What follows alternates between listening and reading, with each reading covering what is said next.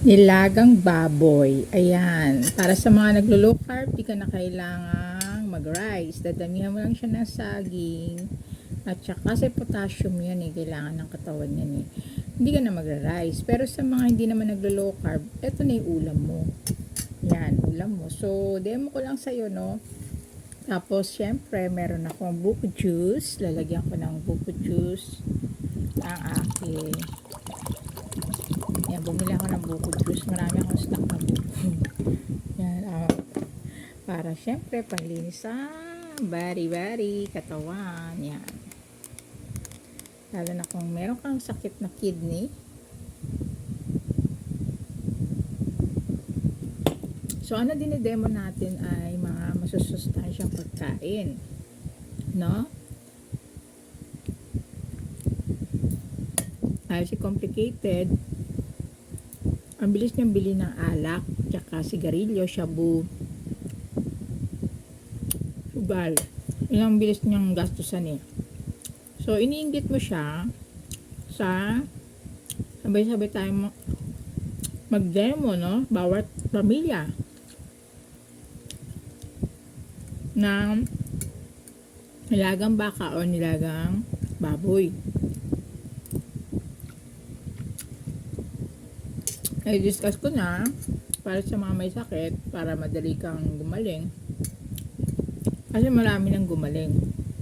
Pag nagpo-pure low carb ka, yung wala kang rice.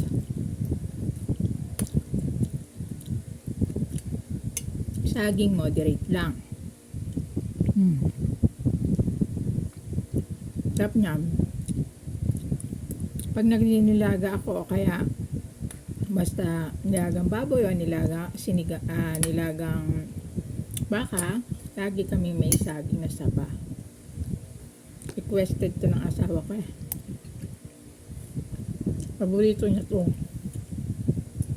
Ito may nilagang saba na nakalagay.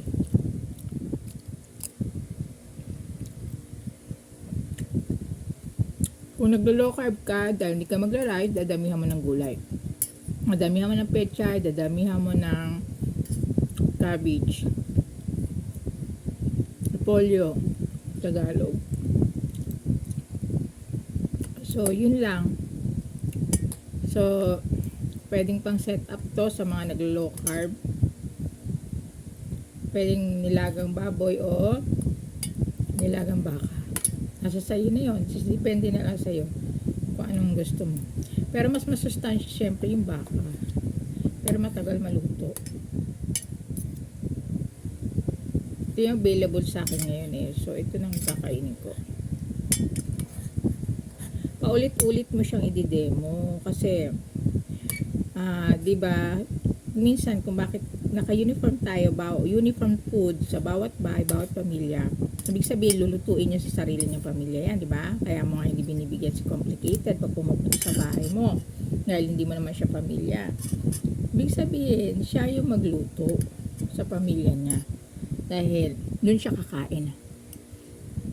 Hindi nang bigyan niya kasi sa pamilya niya, nag-expect sa kanya.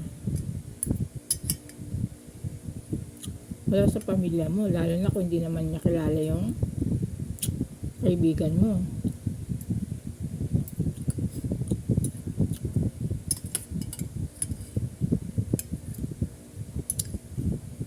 Kaya bawat bahay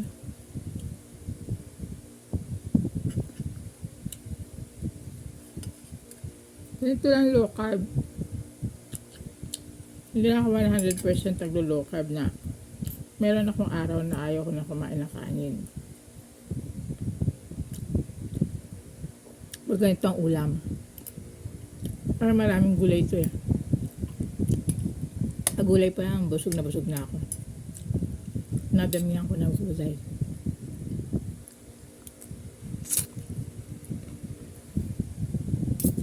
Ang nasaging na sa baba. Ito pa lang, busog ka na eh. Kasi may buko juice ako. Fresh na buko. Hindi ko talaga to.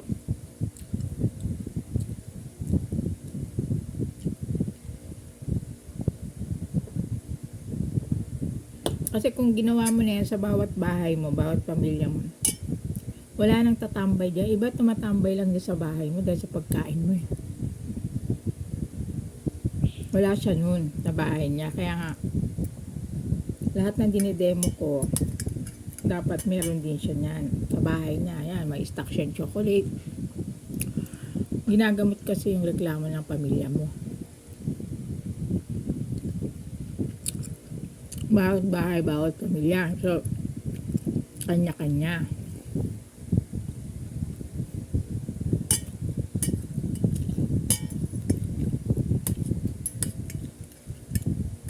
Nag-expect sa'yo, pamilya mo.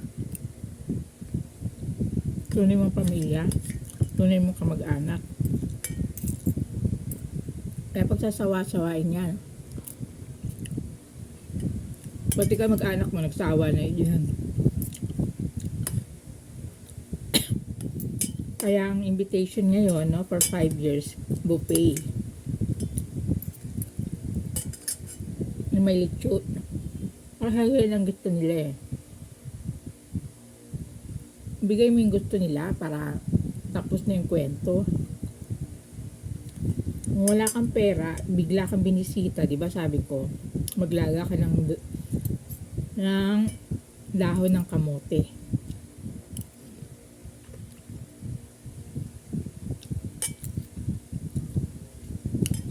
Yun lang, wala na. Tapos mag-ready ka ng bagoong.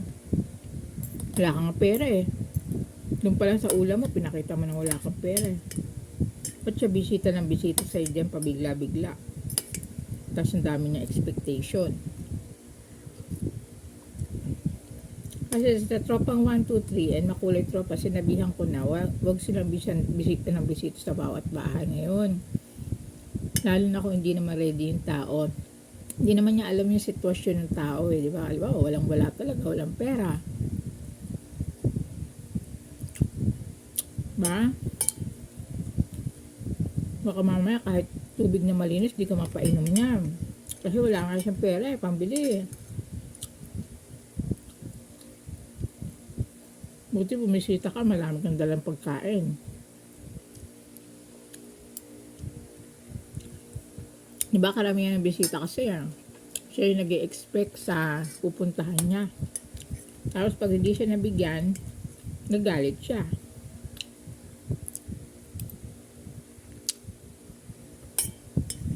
Meron yung ganun eh. Ang mag-anak nila yon. Ay layo. Quezon City to Cavite. Tapos, yung babae, medyo religious yun. Connected sa, hindi na sasabihin ng religion, no? Active siya sa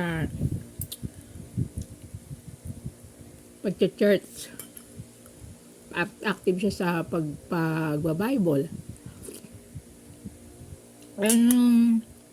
Nung dinalaw siya sa bahay niya, kahit tubig man lang daw, di siya inalok.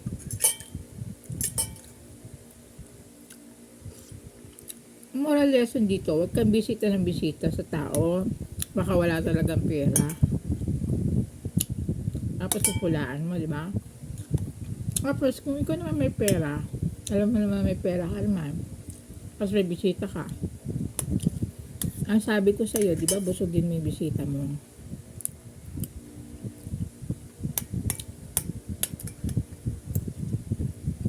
Pero dapat expected niya para makapag-ready. Hindi bigla na sumulpot.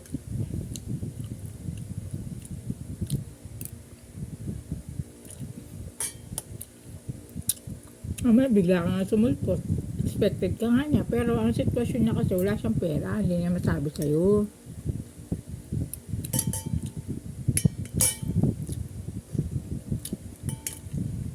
May ranas namin yun eh. Kaya ikaw, huwag ka na bisita sa bahay ng iba. Lalo na kung marami ka reklamo. Ito ang bahay ko nga eh. Bahay ko kahit lamesa, wala. Noon, 10 years nangyari yun. Kahit upuan, wala.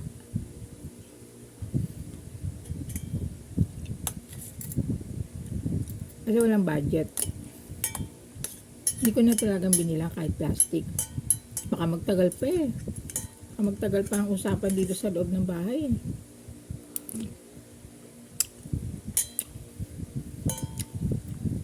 Pero totoo yun ah. Gian joke.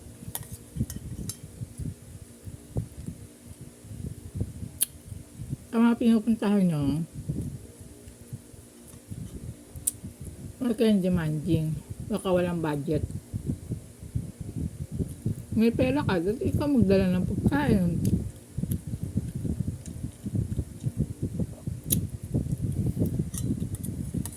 Huwag kang bisita na bisita sa bahay ng may bahay. Ngayon, at nakikikain ka pa dun. Sa kapitbahay mo.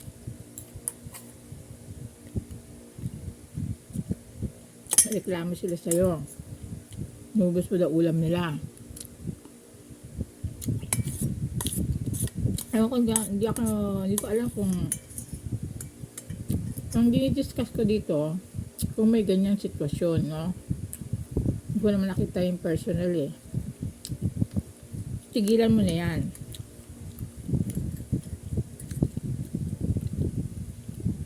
Kaya ako nilalatag ang mga problema dahil para nagkaroon ng katapusan. Wala na yan sa susunod.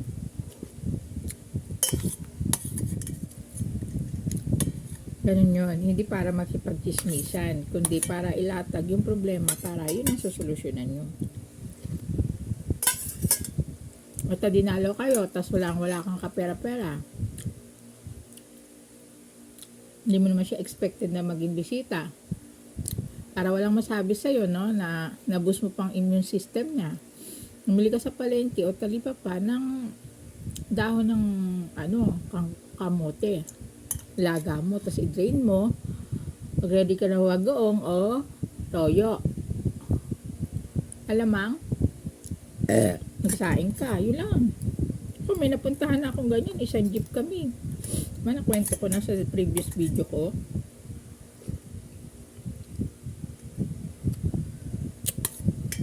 Kala ko paano yung niluluto. Ang laki-laki ng kaldero. Paglagay sa mesa, puro dahon ng kamote lang pala yun. Tapos may bagoong, pero sarap kami. Simple lang, pero masarap. Ang nagpasarap din yung alamang. Bagay kasi siya dun. Wala na iba, wala na prito, wala na lahat. Kaya kung wala kang pera, yun ang demo mo. At least na-treat mo yung kamag-anak mo, pamilya mo, ang galit sa'yo, o nag-expect sa'yo. Kahit mo lang sa dahon ng kamote. Naboost mo pa yung immune system niya bago siya umalis ng bahay mo.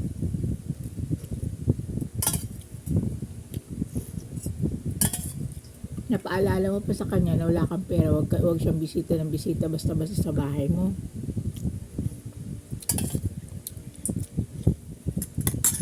Yun lang, hanggang dito na lang. Kailangan magpakatotoo ka. Pag wala kang pera, kung mong ginagaya ang iba, huwag ka nahihiya.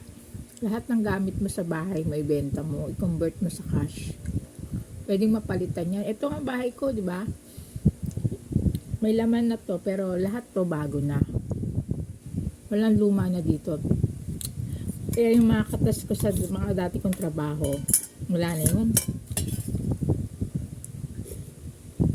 Mabenta ko na. Lahat ng gamit ko lang natira eh. Kahit plato nga, wala eh. Yun ang demo mo. Kailangan mong palabasin lahat ng gamit mo. Pakita mo sa pamilya mo, kapitbahay mo, kamag-anak mo. Pakatotoo ka. Wala kang pera. Kasi kung may ganyan na sitwasyon darating ang panahon, no, na pamilya mo rin o kaibigan mo, gagayahin ka niya.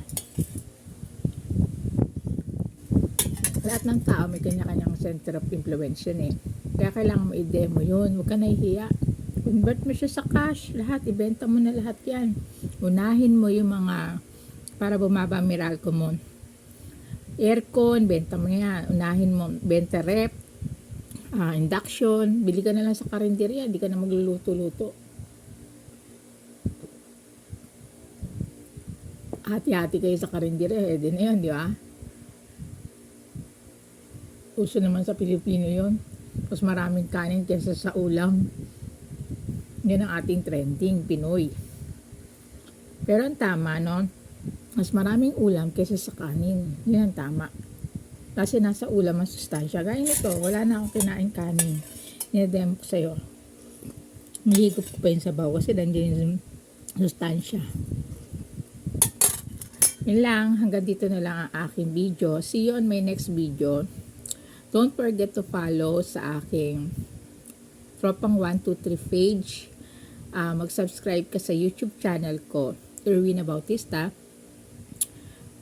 Sa TikTok ko, pwede mo rin panoorin. Iba-iba kasi yan eh. Sa FB profile ko, yung personal FB ko, ito nga, madalas din ako nag-upload doon. Kaya, don't forget to follow. Bye!